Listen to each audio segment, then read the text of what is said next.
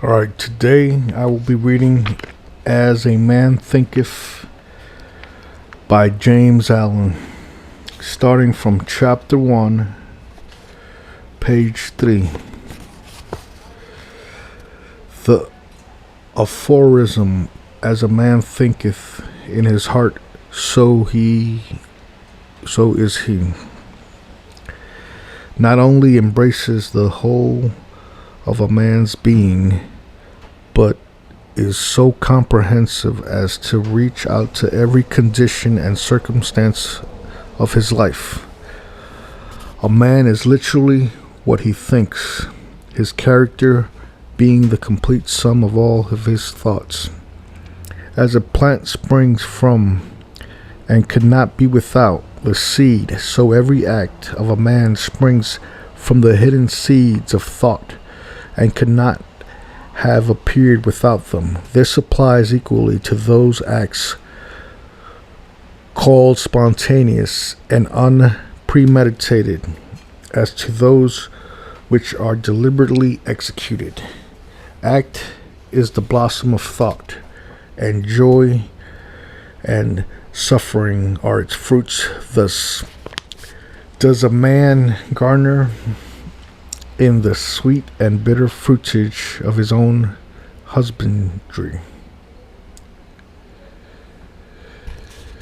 Man is growth by law, and not creation of artifice, and casual and cause and effect is as absolute and undeviating in the hidden realm of thought as in the word of visible material things.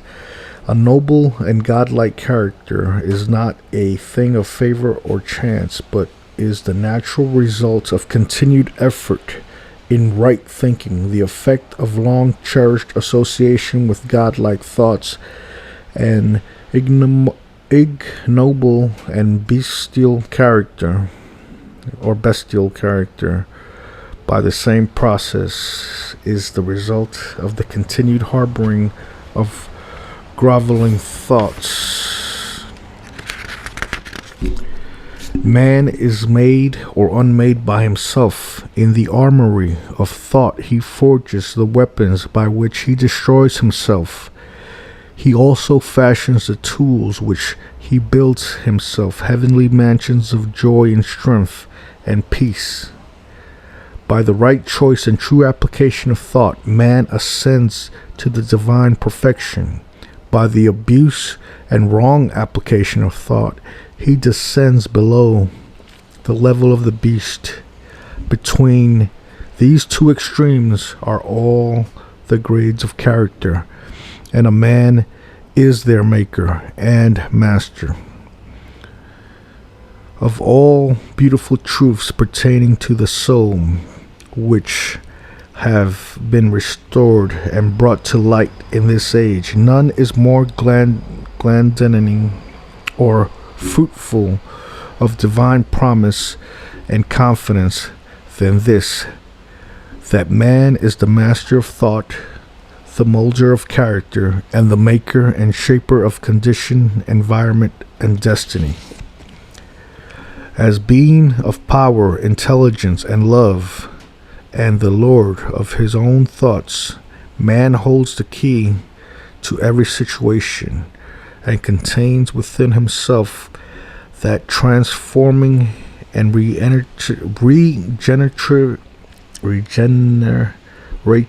agency by which he may make himself what he wills. Let me take a pause. I had to take a break because I needed some water, man.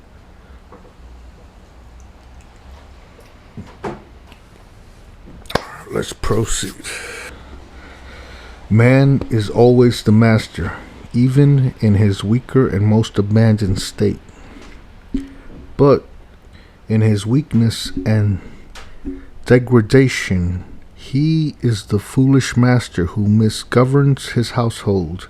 When he begins to reflect upon his condition and to search diligently for the law upon which his being is established, he then becomes the wise master, directing his energies with intelligence and fashioning his thoughts to fruitful issues.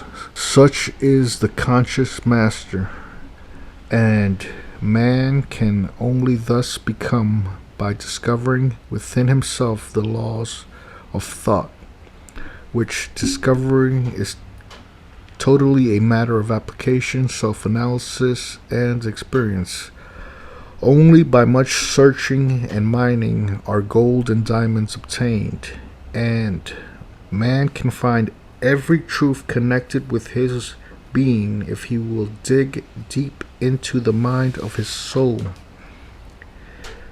and that he is the maker of his character, the molder of his life, and the builder of his destiny. He may unerringly prove, if he will watch, control, and alter his thoughts, tracing their effects upon himself, upon others, and upon his life and circumstances, linking cause and effect by patient practice and investigation, and utilizing his every experience, even to the most trivial everyday occurrence, as a means of obtaining that knowledge of himself which is understanding, wisdom, power, in this direction as in no other, in the law absolute, that he that seeketh findeth, and to him that knocketh it shall be opened.